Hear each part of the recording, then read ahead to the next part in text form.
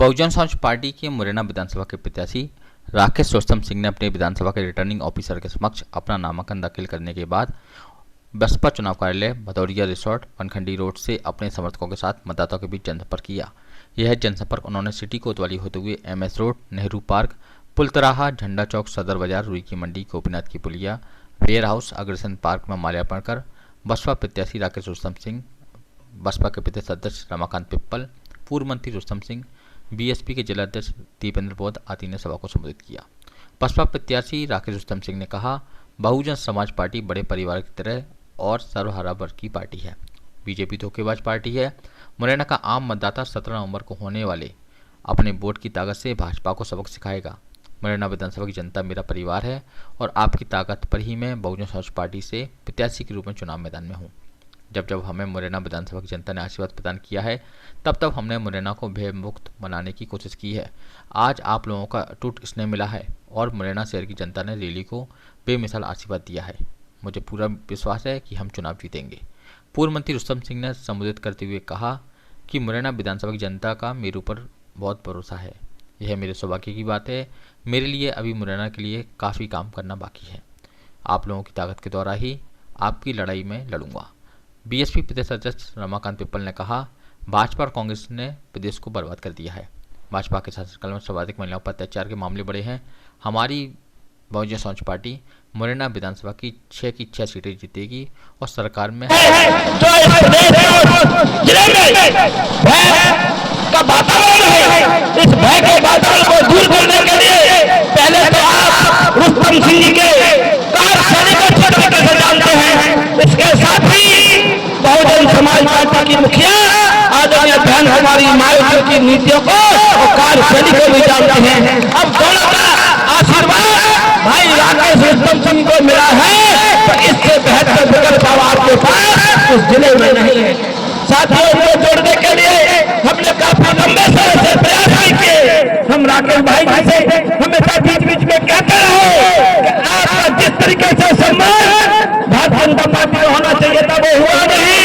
Bahujan Samaj party आपके लिए सम्मान के रास्ते खोल कर रखी है। आप आइए, आपको पूरे प्रदेश में सम्मान देने का काम किया जाएगा। हम आपको भरोसा दिलाते हैं। अभी 2 चुनाव है, चुनाव 17 तारीख को खत्म हो जाएगा।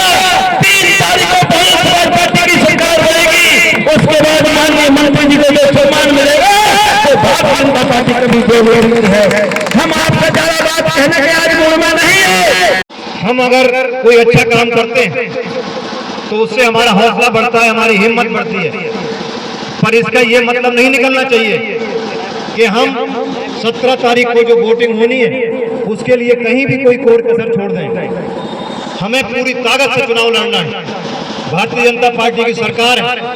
जिसकी सरकार होती है वो अपने प्रत्याशी की मदद करता है, नियम कायदे कानूनों से हटकर भी करता है। हमारा मुकाबला BJP से है। तो आप सब लोगों को इन सब बातों का ध्यान रखना है और पूरी ताकत से 24 घंटे इस विधानसभा चुनाव को जीतने के लिए लग जाना है। आप सबको देखकर मुझे ये भरोसा है कि हम चुनाव जीतेंगे, बल्कि ये भरोसा है कि हम एक बड़ी जीत के साथ ये चुनाव जीतेंगे। मैंने ईमानदारी से मेहनत की। 4 विधानसभा थी, चारों की चारों विधानसभा हमने जिताई। लेकिन बदले में मुझे BJP ने क्या दिया? बदले में BJP ने हमको दिया धोखा हमको दिया BJP ने। तो इस धोखेबाज पार्टी को हमें सबक सिखाना है। और हमारी बहन मायावती जी जो सबका ख्याल रखती हैं, हर वर्ग को अपने साथ लेकर चलती हैं, हमें यहाँ वोट BSP को देकर बहन जी के हाथ मजबूत करने हैं, BSP के संगठन को मजबूत करना है, सर्वहारा वर्ग को साथ लेकर चलना है। इसी के साथ पुनः आप सबसे ये प्रार्थना है कि मुझ पर आज हम एक बड़े परिवार की तरह यहाँ खड़े हैं।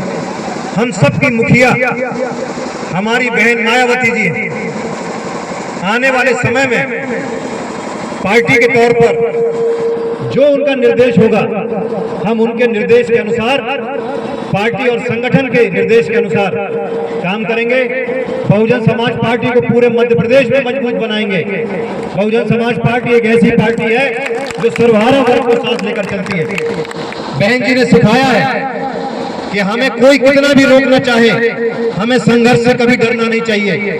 मुझे भी रोकने की कोशिश की गई, मुझे जिला पंचायत का अध्यक्ष नहीं बनने दिया गया, आप सब लोग जानते हैं।